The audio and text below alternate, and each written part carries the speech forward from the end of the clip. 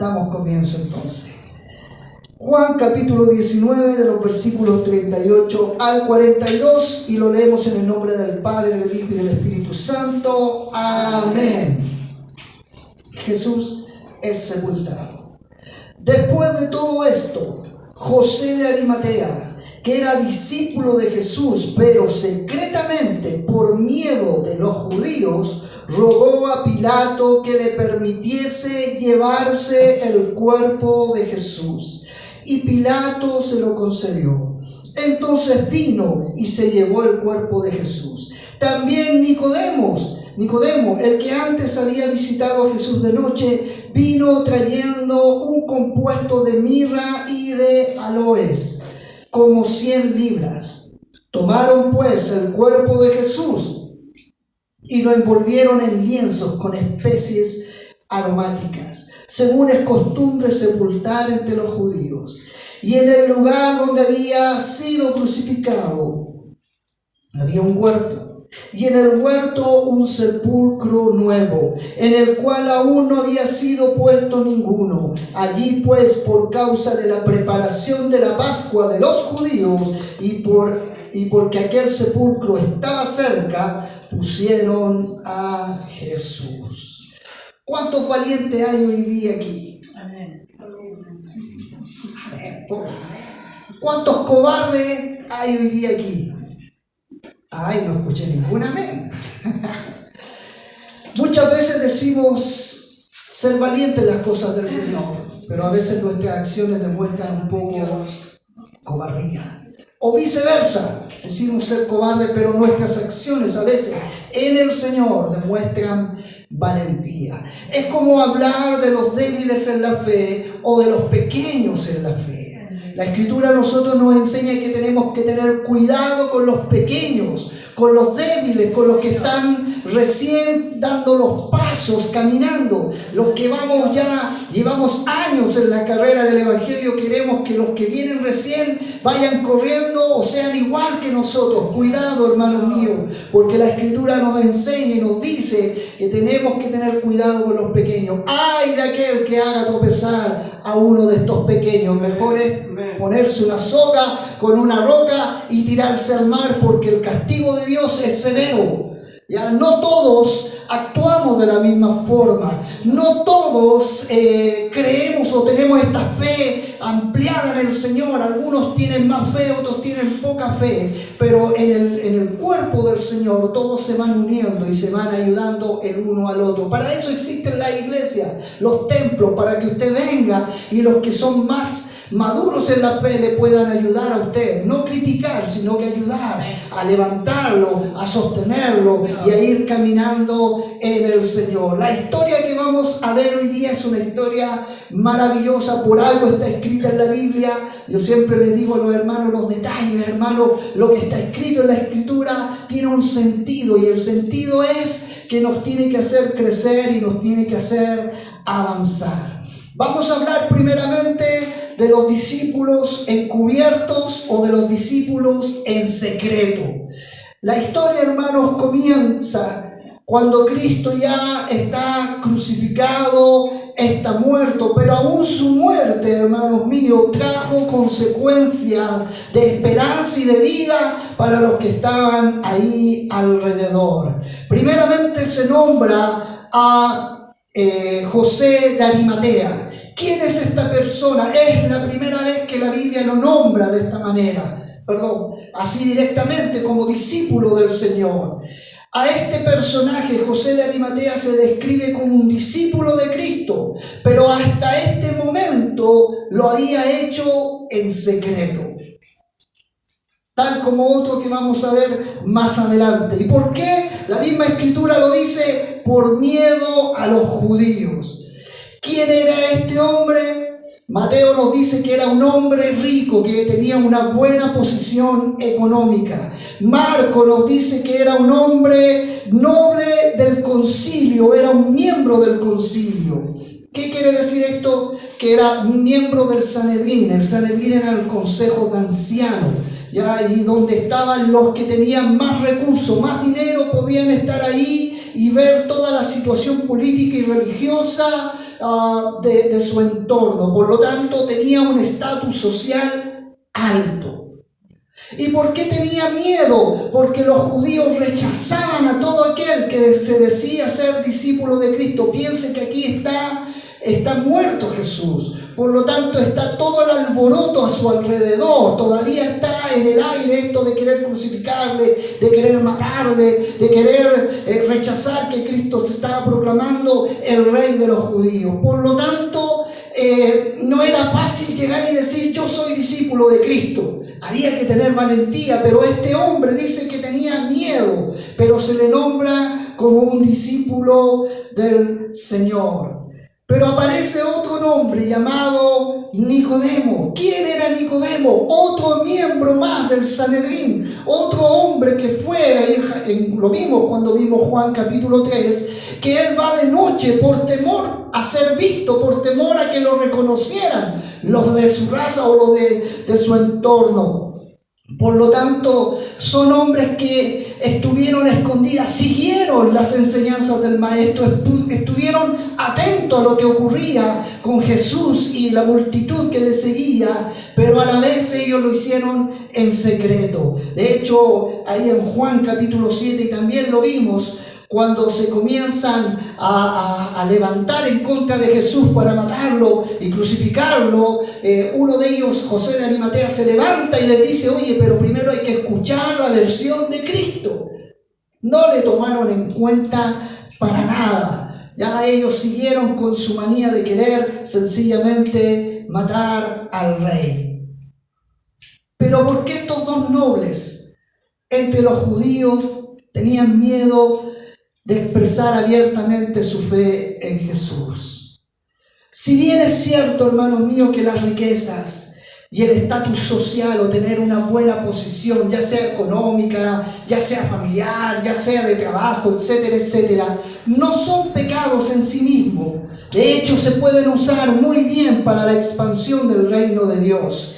La Escritura también nos enseña ahí en Mateo 6:24 que dice: ninguno puede servir a dos señores, porque aborrecerá al uno y amará al otro, o estimará al uno o va a menospreciar al otro. No podéis servir a Dios y a las riquezas. Y alguien me va a decir: pastor, entonces no podemos tener riquezas, no podemos tener un estatus social. Se puede. El problema es que nosotros, hermanos, nuestra carne siempre se va a ir por el lado de uno. Va a engrandecer o va a querer tener admiración por uno. Y si no es por Cristo, hermanos míos, estamos mal. Las comodidades, los bienes que muchas veces podemos disfrutar, la situación económica, muchas veces nos van a llevar a amar más lo que tenemos. Si usted tiene una buena casa, tiene un buen auto, tiene una buena posición, tiene una buena economía y usted es cristiano, usted va a luchar todos los días pensando a quién adora más, a su posición, a lo que tiene o a Cristo. Y en sí, hermanos, no es malo tener riqueza, no es malo tener posesiones, pero ¿quién es su Dios? ¿Quién es su prioridad? Hay gente que ha perdido todo y le ha costado, le ha dolido en su corazón. Y cuando eso sucede es porque lo que perdió estaba puesto su esperanza y su corazón. Pero un cristiano que diga, a lo mejor puede tener riqueza y lo pierde todo, le da lo mismo, porque su corazón está puesto en Cristo. Por eso Cristo dice: tenéis que servir a dos dioses, o a las riquezas o a mí. Y estos judíos, hermanos, estos dos miembros del Sanedrín, tenían miedo de perder toda su posición, todo su rango, todo su estatus. No cualquiera era parte del Sanedrín, solamente los que tenían más dinero, más economía, y eso les permitía también hacer negocio y un montón de cosas donde iba creciendo su popularidad, pero también iba creciendo su riqueza. Por lo tanto, hermanos míos, estos hombres tenían primeramente el miedo de perderlo todo. De otro lado, en cuanto al estatus social, la Escritura nos dice en Gálatas 1:10: pues busco ahora el favor de los hombres o el de Dios, o trato de agradar a los hombres, pues si todavía agradara a los hombres, no sería siervo de Cristo. No es solamente la riqueza, a veces no queremos perder el estatus social. No queremos perder las amistades que podemos tener. No queremos perder a la familia que nos adora, que nos ayuda, que está ahí a nuestro lado. Pero siempre y cuando estemos en la posición que ellos tienen. Y desde el momento que usted le pueda decir yo soy cristiano, muchas veces nos pueden rechazar, nos pueden dar vuelta a la espalda y toda la ayuda que podíamos tener se fuma. Y a veces no queremos perder eso. Bendito de Dios. Hay hoy en día iglesias que se unen al gobierno. Me dijeron que no me sacaran el micrófono, así que lo voy a decir. Hay iglesias que se unen al gobierno, no importando la condición que ellos tengan, no importando si están a favor del aborto, si están a favor de la homosexualidad, no importando nada, prefieren ayudarse, prefieren ayuntarse para no perder su estatus social, para no perder su ayuda, prefieren en pocas palabras aceptar el pecado de otro para no perder la ayuda que puedan tener. Y eso, hermanos míos, es no servir a Cristo. Sobre estos dos discípulos pesaba una presión de su entorno que los apremiaba a guardar las formas, a no hablar temas tan complicados, a reservarse las opiniones para que no pudieran ser expulsados de la sinagoga. Y a estos temores se producía también por medio de las amenazas. Ahí en Juan 9:22 se nos explica que cualquiera que estuviera a favor de Jesús iba a ser expulsado de la sinagoga. Cuando lo vimos, yo les enseñé que ser expulsado de la sinagoga era ser expulsado de la vida social, porque todo, hermano mío, estaba involucrado con lo religioso en los tiempos de Jesús. Implicaba ser expulsado de la sinagoga, implicaba ser despreciado por sus vecinos, excluido de las fiestas religiosas, de los encuentros que se hacían en comunidad, excluido de los negocios. En fin, hermano, era excluido de todo, quedaba solo y abandonado, y a nadie le gusta quedar solo y abandonado. ¿A usted le gusta eso? No, hasta su propia familia lo podía haber rechazado en ese momento, si usted estaba a favor de Jesús. Y es por eso que Nicodemo y José de Arimatea no estaban dispuestos a perder todo eso. Y si todo hubiera terminado ahí, estaríamos hablando de dos personas que fueron simpatizantes de Cristo, que jamás llegaron a ser verdaderos discípulos por falta de determinación, por ser cobarde. Pero la misma Escritura, hermano mío, lo trata a estos dos personajes con paciencia, al demostrar que sí fueron verdaderos discípulos del Señor.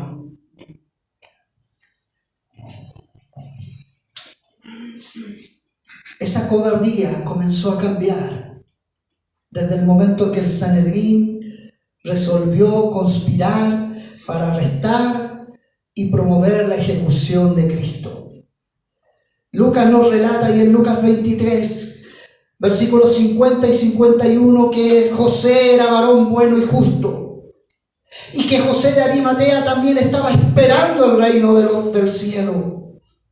Por lo tanto, el versículo 51 nos dice que José de Arimatea no había consentido en el acuerdo ni en los hechos de lo que estaban ahí haciendo, del querer matar y crucificar a Cristo. Él dijo, no, yo no estoy de acuerdo con eso.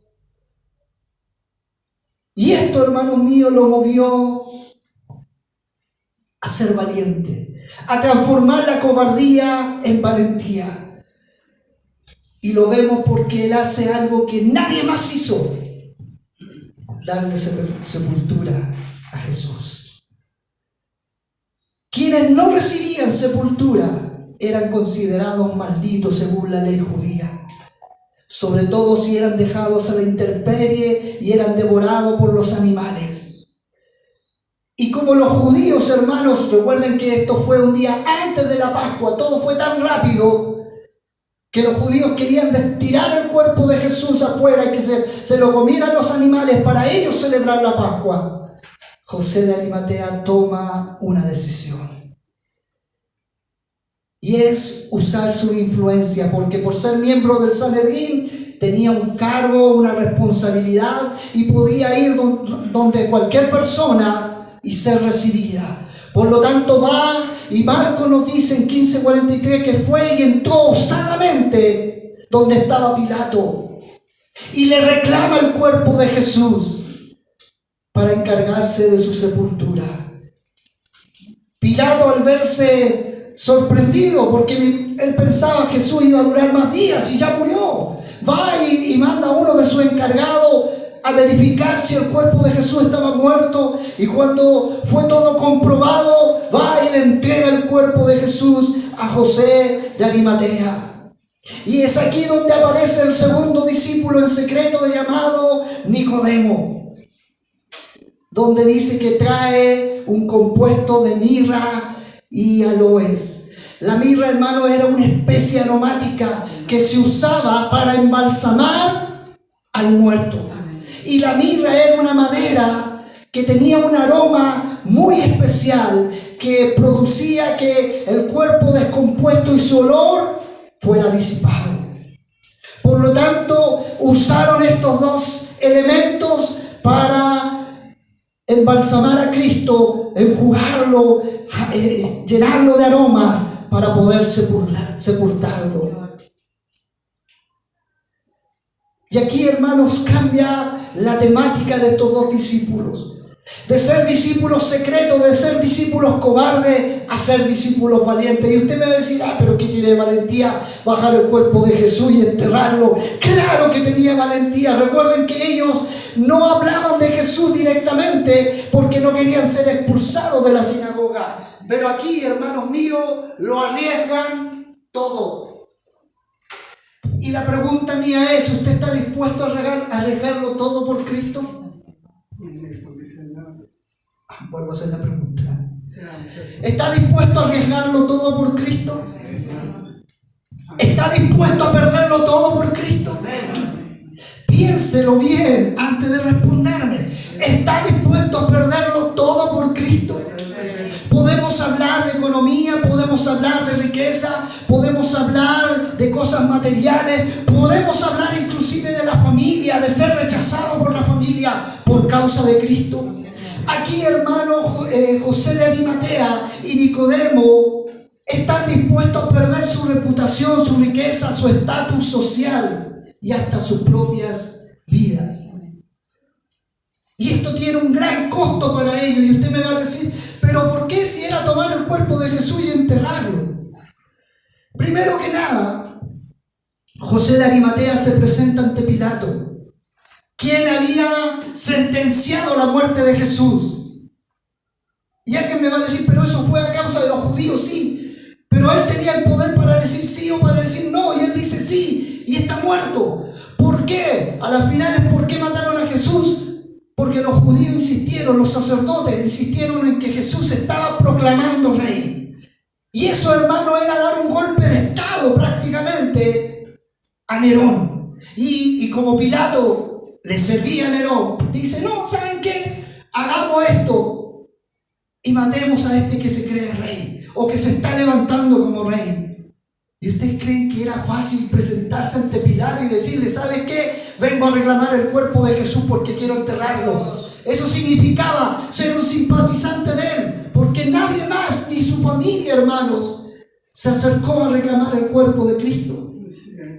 La Escritura nos dice que José y Nicodemo tomaron el cuerpo de Jesús, y para eso debieron aparecer en el Gólgota, donde estaba toda la muchedumbre viendo cómo Jesús había muerto, donde estaban los amigos, donde estaban los reconocidos. Recuerden que el otro día era Pascua, por lo tanto había millares y millares de gente, porque así se celebra la Pascua. Y estaban expuestos a ser señalados, estaban expuestos a ser reconocidos por los que estaban ahí. Ellos decidieron perderlo todo por causa de Cristo. Además, le agrego otra nota.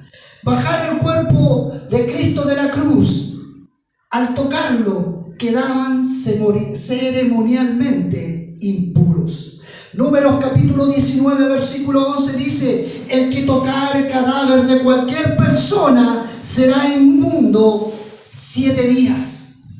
Piense que al otro día era la fiesta de la Pascua y ellos, al tocar el cuerpo de Jesús, 7 días quedaban impuros. Para empezar, no podían celebrar la Pascua. No podían entrar al templo. No podían estar en la celebración que se iba a hacer. Y más encima, se estaban vinculando públicamente con un maldito, ya que Jesús había sido colgado de un madero, situación que lo colocaba bajo la maldición según la ley de Moisés. Y quien tocara a un maldito también se traspasaba a maldición. Pero estos dos personajes, José de Arimatea y Nicodemo, estaban tomando la cruz. Estaban diciendo: yo tomo mi cruz cada día y prefiero seguir a Cristo. ¿Sabe por qué? Porque estaban muriendo a sí mismos en ese momento. Además, estos dos personajes honraron a Jesús con sus bienes. José, no solamente con ir a reclamar el cuerpo, va y cede un sepulcro nuevo. Piense que en ese momento los que morían sin tener dinero eran echados a una tierra, a un sepulcro en una tierra. Acá las rocas y todo eso, lo que se hacían en cueva, eran los que tenían dinero, estatus social. Y más encima, José pasa una tumba nueva. No había nadie había sido enterrado de su familia o alguien conocido en ese lugar. Nicodemo, hermanos míos, donó prácticamente 32 kilos, 34 kilos de mirra y aloes, y eso tenía un costo tremendo. Estamos hablando de millones y millones. Si lo tradujéramos al peso chileno, estamos hablando de millones. ¿Y quién gasta millones en alguien que muere? Alguien que solamente tiene un estatus social. Pero aquí, hermanos míos, José de Arimatea y Nicodemo estaban honrando a Cristo, no solo con sus vidas, sino que también con sus bienes. Y yo pregunto, ¿usted está honrando a Jesús con su vida? Poco aménes. ¿Está honrando a Jesús con su vida? ¿Está honrando a Jesús con sus bienes? Y usted me va a decir: pastor, ¿pero cómo? Claro que sí. Mi casa es del Señor, el auto es del Señor, mis hijos son del Señor, las pocas chauchas que puedo tener en mi bolsillo. Ya está llorando el pastor, es un ejemplo que estoy dando. Las pocas monedas o lo que poco que pueda tener son del Señor y son para darle gloria a Él, son para honrarle a Él, son para exaltarle a Él. Señor, digno eres, oh Dios. Gracias, Señor. La muerte de Jesús, hermanos míos, produjo en ellos ese efecto que no había producido en vida. Lo que no pudo producir Cristo cuando estuvo en vida en ellos, lo produjo su muerte. Porque la muerte de Jesús trajo cambio y transformación en la vida de estos dos hombres. Mientras estos dos tímidos pero verdaderos discípulos, José y Nicodemo, habían estado encubiertos hasta ese momento, de la noche a la mañana ahora están bajando a Cristo de la cruz, exponiendo sus vidas. Pedro, el discípulo que le gusta a mi esposa, el discípulo más notable, el discípulo que prometió seguirlo hasta la muerte, había salido arrancando. Estaba escondido llorando amargamente. Judas, tesorero, ¿sabe lo que significaba eso en ese tiempo? Un discípulo de confianza. Sí, Señor. Buscaba un lugar para ubicarse. Y los otros 10 encerrados en una casa. Santo Señor. Pero esos dos discípulos temerosos, esos dos discípulos que estaban en secreto, estaban exponiendo sus vidas por sepultar a Jesucristo. Eso fue un acto de mayor valentía, hermanos míos. Y eso nos enseña una cosa. No siempre aquellos que son más vistosos en la iglesia son los amigos más íntimos de Cristo. Sí, Señor. Esos que son, que yo hago esto, yo hago esto otro. Cuidado, porque a veces miramos de acuerdo a las apariencias, pero no de acuerdo a lo que Cristo hace. Sí, Señor. ¿Se acuerdan cuando Dios eligió a David? Bendito Rey. Llama al padre de David y le pone los hermanos. Sí. Este es valiente, fornido, así como el pastor, tiene músculo, tiene caluga, no como yo, sino que como mi hijo, tiene caluga ahí, cierto, rubio, si se parece a mi rubio, yo estoy Ya unido no, a eso. si son lentes de los ojos verdes. Rubio, de ojos verdes, ¿cierto? Hermoso, de hermoso parecer. Y el profeta le dice, he aquí, este sí que pinta para rey. Y Dios que le dice, yo no miro lo que los hombres ven, yo miro el corazón. Y a veces somos así nosotros. Mire, este tiene pinta de líder, este tiene pinta de un siervo del Señor, porque llega temprano, porque grita aleluya, porque está ahí al lado del pastor. No, pastor ahí, póngalo de líder a su lado. Pero Dios nos dice que Él no mira Así es, lo Señor. que mira el hombre. Señor, Dios mira el corazón. Amén. es el nombre mío.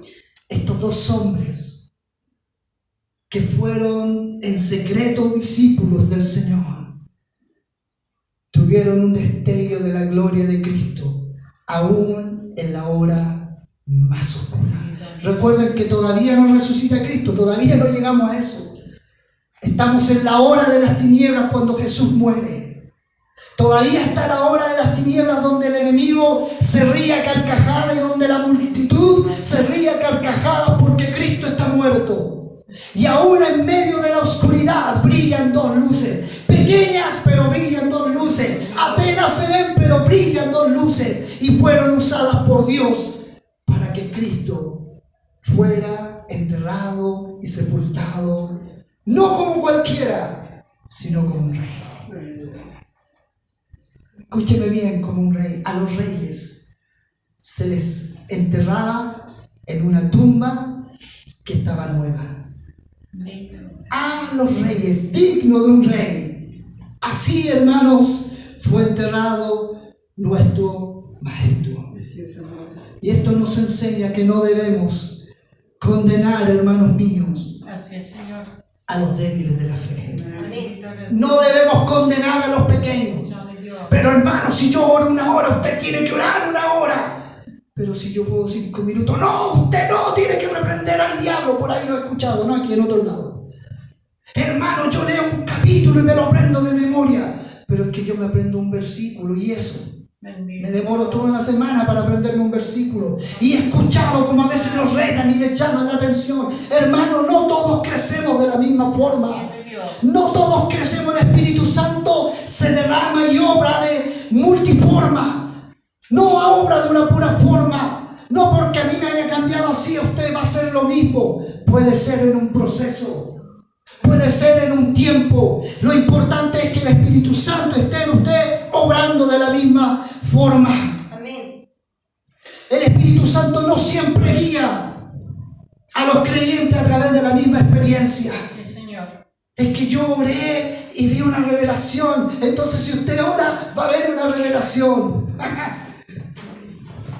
No obra Dios así. Dios obra de distintas maneras. Sí, Señor. El punto es que usted tenga la fe grande o tenga la fe pequeña o tenga avances de pasos gigantes o de pasos pequeños, siga en la misma dirección, que es la meta, que es Cristo, que sea dirigido por el Espíritu Santo. Pero esto también nos enseña otra cosa: a vivir con valentía. Todo este episodio que vemos es el episodio que Dios, hermanos, usó para que fuera todo coronado con la resurrección de Cristo. Si dependiera de nosotros, estando nosotros en ese momento, ¿a quiénes hubiéramos postulado para bajar a Cristo de la cruz y haberlo enterrado? ¿A quién hubiéramos postulado? A Pedro, a Juan, a Pablo, empezamos a nombrar, pero a José de Arimatea, alguien no, tímido, no, a ese no, dejémoslo de lado. A Nicodemo que va de noche a Jesús para no ser reconocido, no, ese es un cobarde, ese no tiene que estar ahí. Pero Dios usó estos dos personajes, porque sabe que la obra no es suya ni mía, la obra es de Dios. Y Él usa a quien Él quiere. Amén. Y recuerde que Dios siempre, hermanos míos, cuenta con testigos. Aunque usted se callare, Dios va a tomar a otro. Sí, Señor. Aunque yo me callare, Dios va a tomar a otro. Siempre, hermanos míos, va a contar con testigos. Aunque el ministerio o el ministro renuncie a la verdad, el Señor siempre va a levantar a alguien que va a hablar por medio de él. Sí, Señor. Sabiendo esto, no nos podemos permitir ser cobardes. Dios se glorificó en José y en Nicodemo, no excusando ni minimizando su maldad de su cobardía, sino que a pesar de ello lo resolvió, lo revirtió, eso vergonzoso, y lo puso en valentía para servir al Señor. Por eso pregunté al principio, ¿cuántos cobardes vemos acá? Bendito Jesús. Apocalipsis 21:8. Para que después usted lo busque en su casa. Apocalipsis 21:8. Dice que van a ser varios arrojados al lago de fuego. Y los primeros en esa lista. Ríase no me acuerdo porque son los cobardes. Los primeros en esa lista que van a ser arrojados al lago de fuego son los cobardes. Es imposible, hermano mío, dimensionar cuánto perdieron José y Nicodemo por su cobardía. Mientras Jesús estuvo ahí, al lado de ellos, o en la ciudad donde estaban ellos, Jesús le enseñaba a sus discípulos cosas celestiales. Estuvo tiempo con ellos, le entregó la visión de predicar el evangelio, de sanar enfermos, de expulsar demonios, donde la presencia y la gloria de Dios se manifestaba en los discípulos. José y Nicodemo no participaron de ello.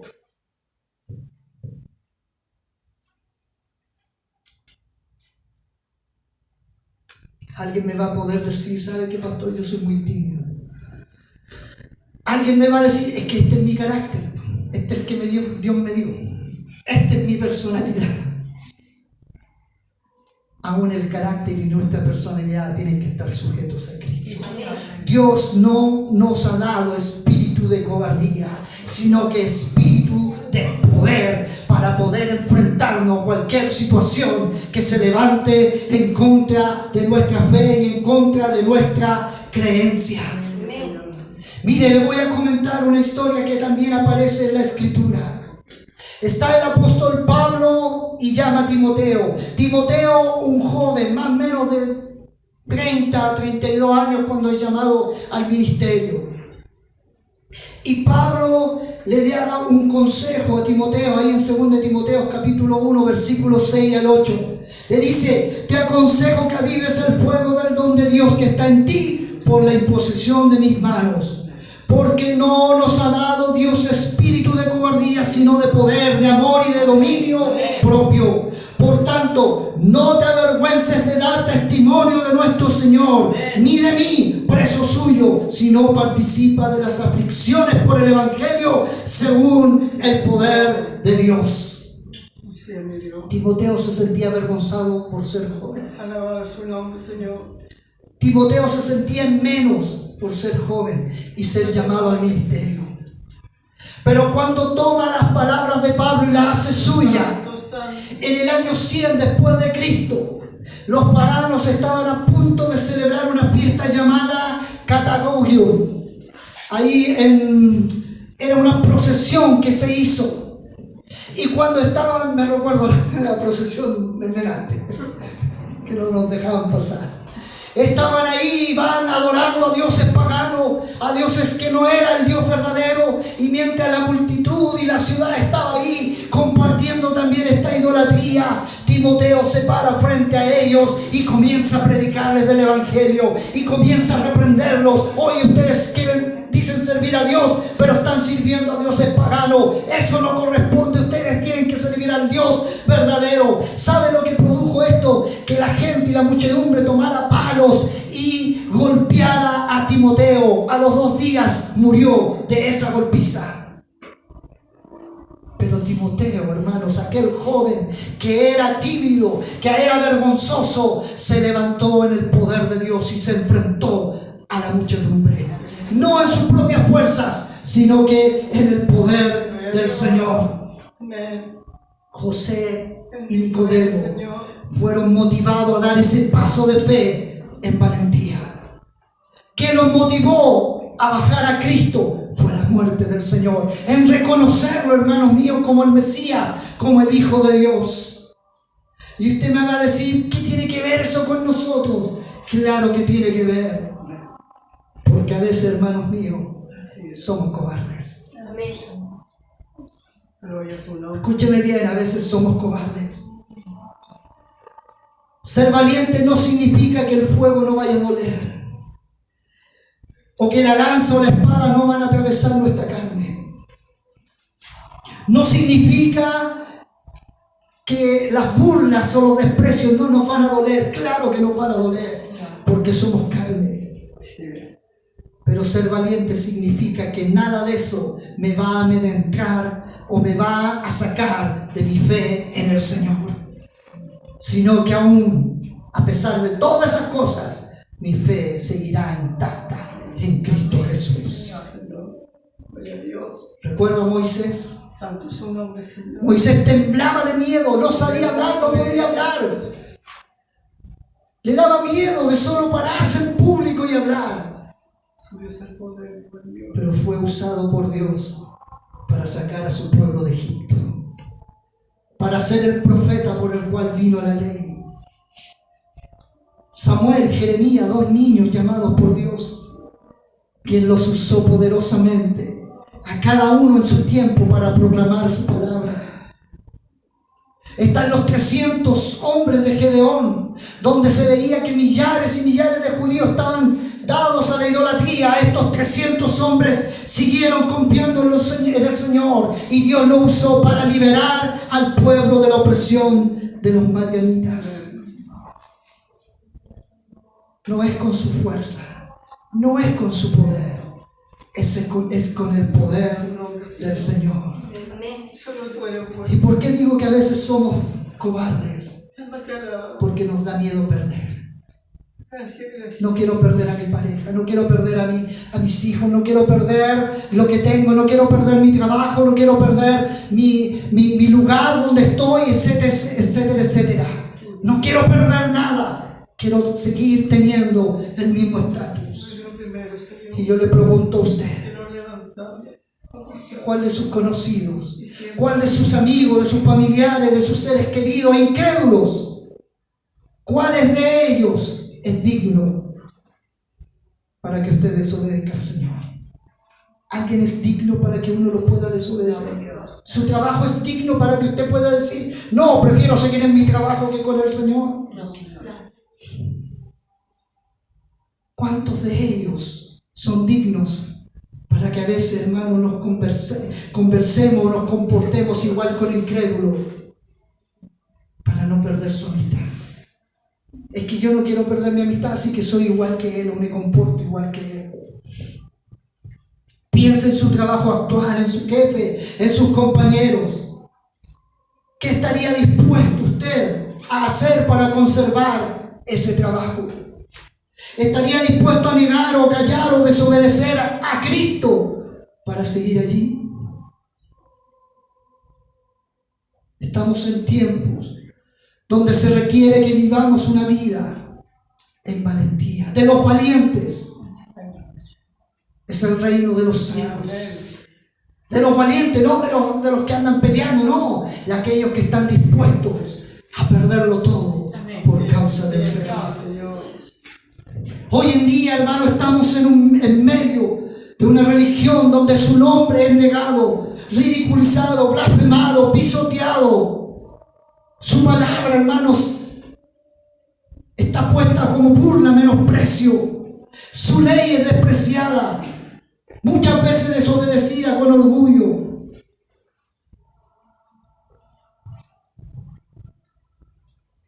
estamos dispuestos inclusive a perder a nuestros familiares por causa de Cristo.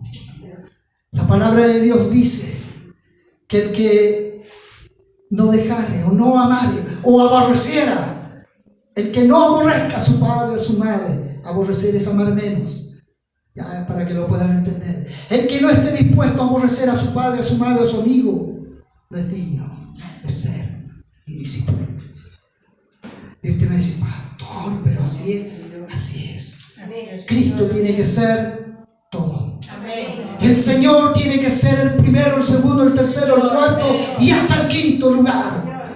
Y después vendrá lo demás.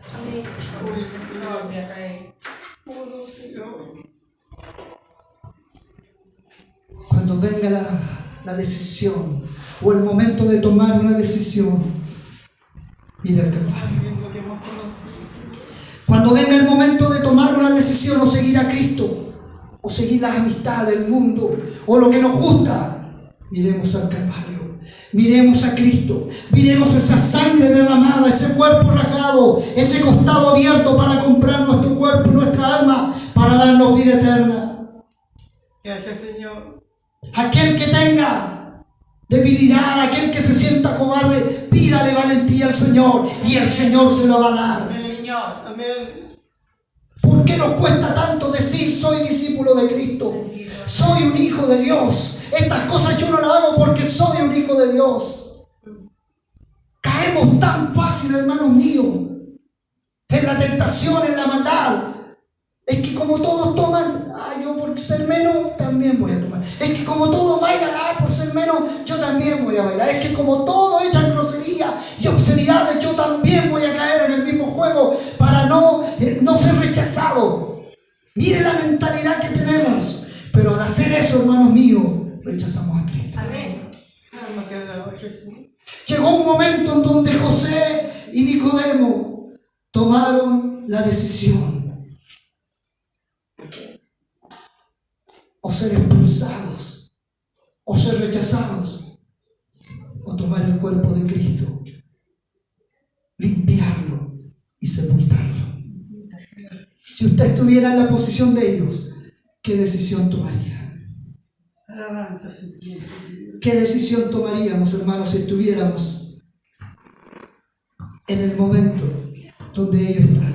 Más de alguno saldría arrancando. No, es que ser expulsado de la sinagoga. No, hay que perder el sueldo que me están pagando todos los meses. No, después busco al Señor. Cuidado.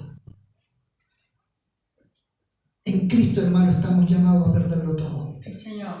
Pero a ganar con Él. Amén. Inclusive hasta nuestra vida. Sí, Señor. Pablo lo dijo, para mí morir es ganancia. Para mí es morir es ganancia. Lo he tenido todo por pérdida. Todos mis títulos, toda mi sabiduría, todo mi conocimiento, toda mi reputación. Todo eso lo tengo por pérdida. Sí, Señor. Por Cristo. Amén. Porque con Él gano más. Señor.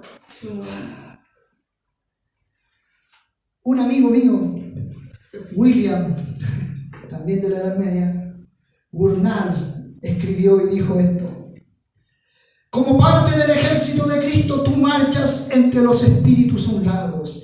Cada uno de tus amigos soldados es hijo del rey. Algunos, como tú, están en medio de la batalla, asediados por todas partes por la aflicción y la tentación. Otros, después de muchos asaltos y repulsas y recuperaciones de fe, ya están sobre la muralla del cielo como vencedores. Está hablando ahí de los muertos.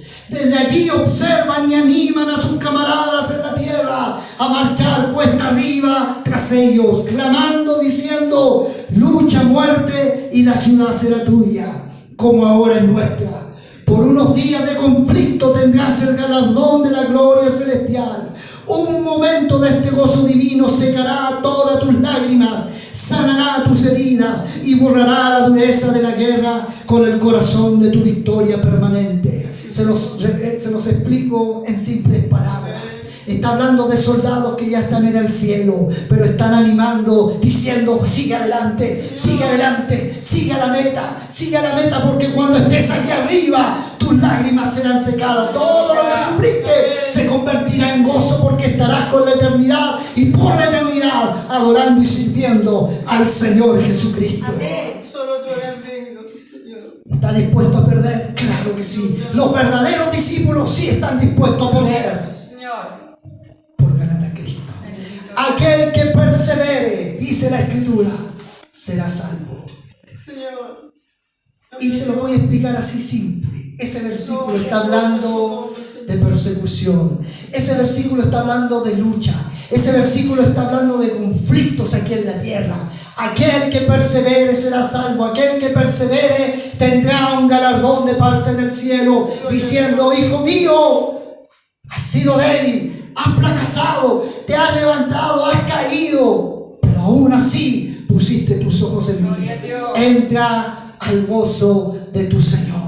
Hermanos míos, somos cobardes, pero en Cristo podemos ser valientes. Somos débiles, pero en Cristo podemos alcanzar y fortalecer nuestra fe. No dejes que sus luchas, sus problemas, sus aflicciones lo tiren por el suelo, sino que al contrario, póngase de pie una vez más y pueda decir como Pablo: todo lo puedo en Cristo que me fortalece. Termino con este versículo, Hebreos capítulo 13, versículos 12 al 14. Jesús, para santificar al pueblo mediante su propia sangre, sufrió fuera de la puerta de la ciudad. Por lo tanto, salgamos a su encuentro fuera del campamento, llevando la deshonra que él llevó. Pues aquí no tenemos una ciudad permanente, sino que buscamos la ciudad venidera. Si están puestos sus ojos en la riqueza, si están puestos sus ojos en su familia, si están puestos sus ojos en su posición que hoy día tiene, hermano mío, usted no es discípulo de Cristo. Pero si sus ojos están puestos en Cristo, si sus ojos están puestos en Jesucristo, en el trono, en lo que va a venir, usted sí es discípulo de Cristo. Hermanos míos, no importa si perdemos. No importa si esa pérdida nos lleva a tener llanto y amargura. En Cristo usted tiene ganancia. Escúchelo bien, en Cristo usted tiene ganancia. Y eso va a significar que los que están a su alrededor lo dejen solo. Pero recuerde las palabras de Cristo: ustedes no están solos. Yo estaré con ustedes hasta el fin de los tiempos. Y es mejor tener la presencia de Cristo que tener la presencia de los que no tienen a Cristo. No hay mejor gozo y mejor pago que tener la presencia del Señor. Así que si usted es débil, pídale fortaleza al Señor. Si usted es pequeñito y se siente pequeñito, pídale fortaleza al Señor. Si usted siente, hermano mío, que tiene que tomar esta decisión de perderlo todo por ganar a Cristo, déjeme decirle que no hay mayor ganancia que el Señor Jesucristo en nuestras vidas. Cierren sus ojos. Y si en algún momento ha sido débil, ha sido cobarde, pídale perdón a Dios.